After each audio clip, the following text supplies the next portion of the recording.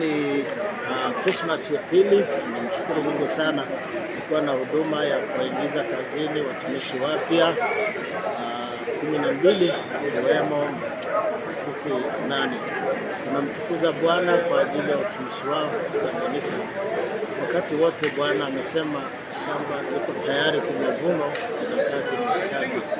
Huduma ya kuingiza viongozi wa kanisa wakiwemo makasisi na mashemasi, huduma njema sana kanisa. Hawa ni viongozi. Wito wangu kwao wajue kwamba huu ni utumishi. Unaitwa kwenye kazi ile ile ambayo Yesu alisema, tazama na watuma katikati ya mbwa mwitu. Si kazi rahisi. Mbwa mwitu ni maadui kubwa katika utumishi na huduma yao.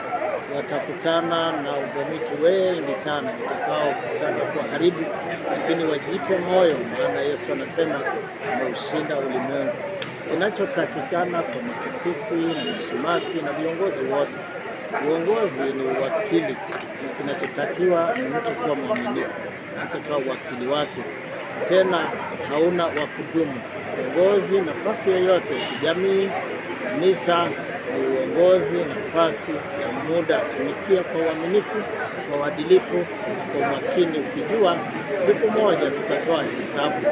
Tunapokaribia sana mwaka huu mpya, watumishi hawa wataenda kutulia, kujitafakari wito wao ili wafae kwa huduma ijayo, mwaka ujao, mwaka wa 2026, zawadi itokayo kwa Mungu.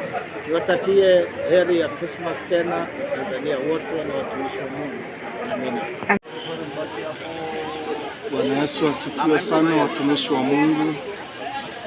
Mimi ni mchungaji Canon Profesa David Mnankali, ni kasisi mkuu wa kanisa kuu Anglican hapa Arusha.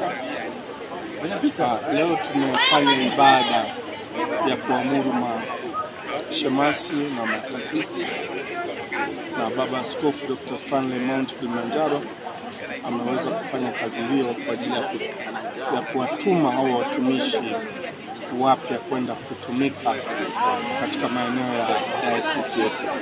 Na sisi tunawatakia kila laheri katika utumishi wao ambao Mungu amewaitia, na tuombe Wakristo wote popote watakutana na wachungaji hawa wawapokee, wawaombee na kuwasapoti katika huduma yao ya kipekee sana ambayo Bwana wetu Yesu Kristo amewaitia.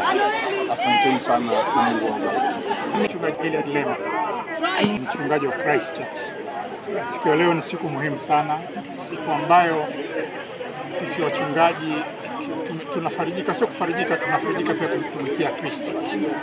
Ni siku ambayo tunaingia kwenye utumishi, tunaingia kwenye ukasisi, lakini pia kuna wale wanaingia kwenye ushemasi, yote ni kumtumikia Kristo. Ni siku muhimu sana, ni siku ya utiifu sana. Tunashukuru sana Baba Askofu wetu kwa siku kama hii. Tunatoa wito kwamba wafanye kazi vyema kwa upendo wote, watumike kwa upendo, tumikie watu kwa upendo, sababu unapomtumikia mtu kama unamtumikia Mungu. Maana Mungu ametumba kwa sura na mfano wake. Tuna vile tuna upendo pia kwa wakuu wetu, kwa upendo sana sana kwa askofu wetu, pia na kwa utawala wote tuwapende sana.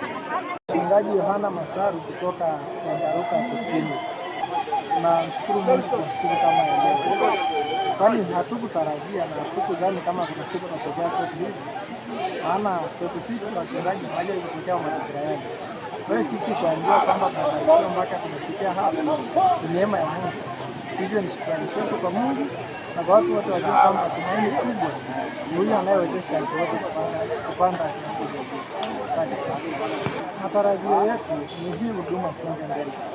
Na wakati nikiwa nawaita wachungaji kutoka Arusha kwa ajili tu ya kutoa ubatizo wa watoto wadogo na watu wazima, na hatimaye kuna wakati tunakutana na watu wazima ambao wanataka wabatizwe, lakini hatuwezi kufanya hivyo.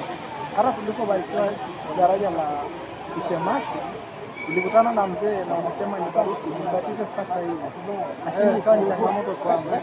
Kwa hiyo kwa leo matumaini yangu ni kufanya ile huduma kwa Mungu na kufanya kwa